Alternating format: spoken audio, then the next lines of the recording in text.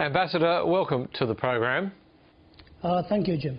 First of all, does your government accept the apology for this atrocity from President Obama and also the assurances from the United States that the perpetrator will be brought to justice?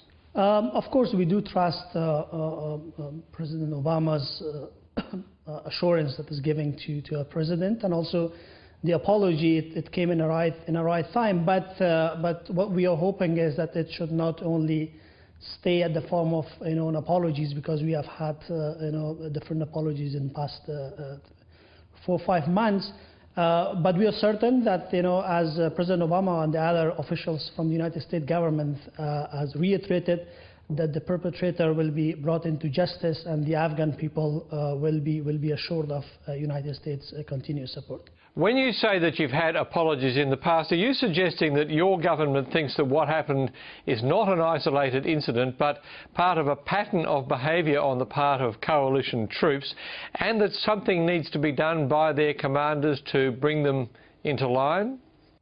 There is nothing to suggest that these are linked to each other. All these events, unfortunate events, which happens in the past 5-6 months. But certainly the recent was a cold-blooded murder, and this is being an isolated event, an incident, and the individual or individuals party to this ghastly act should be brought into justice. But we don't have anything to suggest that these are linked, and we understand that this is not the policy of ISAF or the U.S. forces present in Afghanistan. Afghanistan's parliament's demanding that the man in question be tried under Afghan law. Does your government accept that this will not happen, that he'll be tried under the US military justice system? We are working closely with the ISAF and the US authorities in Kabul and Washington to bring this person and to deliver justice to the families of the victim. Which kind of form this justice will take is a question that our joint investigation and our collaboration with the U.S. authorities will probably will prove later on. But at this moment, so I cannot say anything about it. That will this person be tried in the Afghan court or in the U.S. court? But we are working very closely to make sure that the Afghan people are satisfied. There's a great deal of public pressure in Afghanistan to bring forward the deadline, the 2014 deadline for the withdrawal of foreign forces. What's your government doing to try to turn public opinion on this matter? As far as it's concerned to the Afghan public opinion, we understand that these are some of the incidents which happens along the way to transition. We have always said that transition is a difficult process. The closer we get to transition, the more incidents and unfortunate incidents will occur. But it should not be a reason that we should expedite the transition, because that will be again another disaster by itself. How seriously has this episode and earlier incidents involving coalition forces, as well as the killing by rogue Afghan soldiers of coalition troops, how seriously have they undermined trust between the Afghan armed forces and their coalition counterparts? To some level, it does damage the trust. But the thing is, there are different positive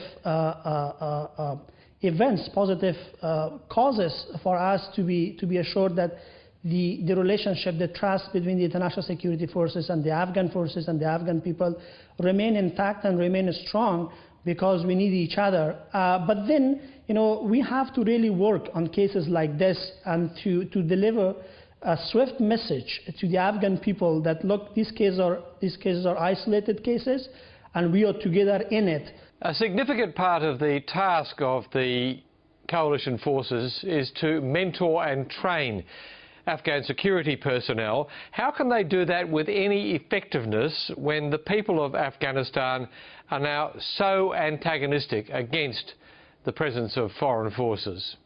our relationship and our cooperation with the NATO forces is something which is strategic and is the benefit of Afghanistan for the long term. So when we weigh the cost and benefits of trust or mistrust, so we understand that we will benefit from having a trustful relation, a committed relation with ISAF and with the NATO training mission beyond 2014. Whatever other impact there is from this atrocity, it is certainly, undoubtedly, a propaganda coup for the Taliban. Do you fear that more of your citizens will feel attracted to the Taliban as a consequence of this outrage? Exactly, as you put it, this it's already used as a propaganda tool for the Taliban, and they use people's outrage to recruit more people. So that tells us how important it is that we should work together and avoid this kind of crazy incidents. And that's why our government is calling on restraints and the end of the night operations.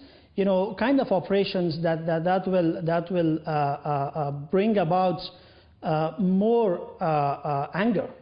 So we have to do everything possible not to give a propaganda tool for the hands of the Taliban and not to create more enemies. One final question. How seriously do you fear this has undermined the negotiations between Afghanistan and the United States for a strategic partnership under which American military advisors would remain in your country after 2014? I don't think that it will have a huge deteriorating impact on the strategic partnership talks that we have with the United States. Our stance has been clear. We have already successfully concluded a memorandum of understanding on the Power One Detention Facility, responsibility of Power One Detention Facility given to the Afghan Ministry of Defense.